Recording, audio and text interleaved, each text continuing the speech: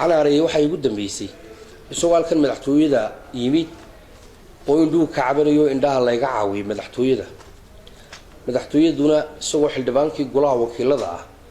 wixii ay ku talasay taakuladii ay u samaysay indii baa loo soo qalay biriiqii u horeeyay arkayna caybu madaxtooyada la soo fadhiistay waxa uu yiri shalay 100 jeer siyaad baraa ka wanaagsanaa buu yiri silaayo waxa uu yiri kuwa gaagaaban ayaa la shaqeeyay buu yiri cid uu jeedo way iska cadahay waxa leeyahay maalin intay kuwaasi qabtaan ee qaranka u qabtaan weliga calo horena uma qaban dibna u qaban maysa siyaad baraan ka cabanaynay 100 siyaad ku inagu noqday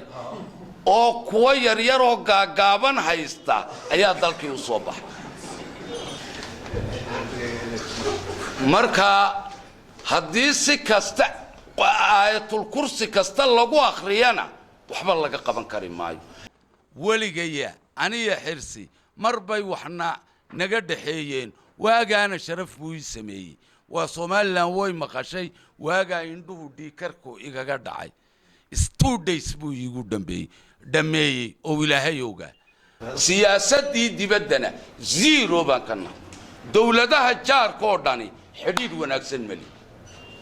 waxa hadda la yiri la hadla Ali Khaliif la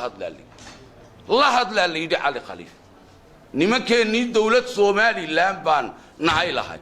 isaga halkaan gaarsiin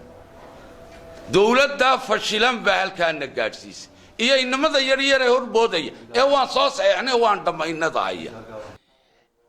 Maxamed Biixi Yunis ninka labaad ee internationalka caamka ee ku xigay ninkii loo oran jiray ina Caabi Faarax Cabdiraxiim Caabi Faarax ayuu maanta Soomaaliya ka taagan yahay